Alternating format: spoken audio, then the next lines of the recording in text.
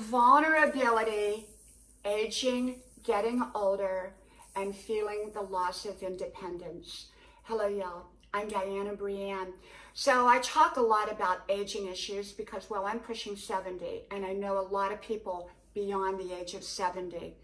And, you know, every season of life has its blessings, including old age, and every season of life can have its challenges.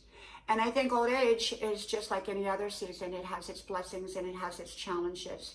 And it's what we do with both that create our best life. I have a 90-some-year-old friend, and she's been independent her whole entire life.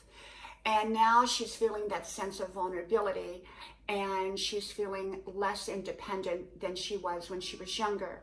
She still drives her own car, but it's mostly around where she lives and not very far away. She mows her own grass and writes out her own bills. She lives independently in her own home.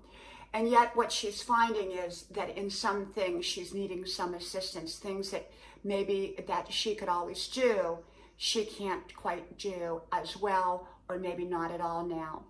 Sometimes people have bodily limitations as they get older. Maybe some people can't run or walk like they did when they were younger.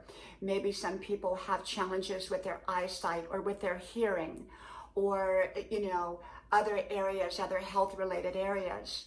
And so as one gets older, they can feel a sense of vulnerability. You know, they say the two most vulnerable groups are young people, very young people, and older people. And I think that could very well be true, although I think anyone can be vulnerable at any stage and at any age of life. And so the key to it is to work with your limitations instead of letting your limitations run your life. You know, we all get limitations, and if we can't move past those limitations, sometimes we've got to accommodate those limitations, whether they're health limitations or any other kinds of limitations. Sometimes setting our lives up as we prepare for a new season so that we can enter into that season successfully and move about that season successfully. Often we can do things beforehand that can set that season up to be great. Sometimes we wait on the season itself to show us what we need to do. And in situations like that, sometimes we have to modify how we do things, change how we do things, or sometimes we can do the things that we always did the way we did it. It just depends on every situation, every person, and their own circumstances. But I think older people do feel that sense of vulnerability and sometimes that sense of loss of independence. And for many, it's it's a wake-up call, or maybe that's not even the right word. It's kind of a part of their new reality.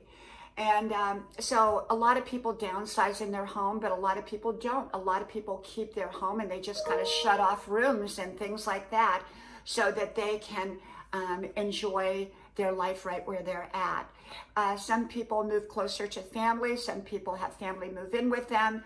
Some people simply live independent, totally like my friend. And, you know, with you know, relatives close by. Some people don't have relatives. So everybody's situation is different, but you take your own limitations, you take what you've got to work with, and you make the very, very most of it so that even if you have limitations, you don't let those limitations run your life.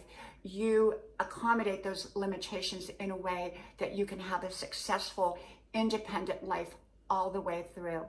Okay? Well, from my house to yours, may God bless you, and I hope to talk to you soon again. Bye-bye.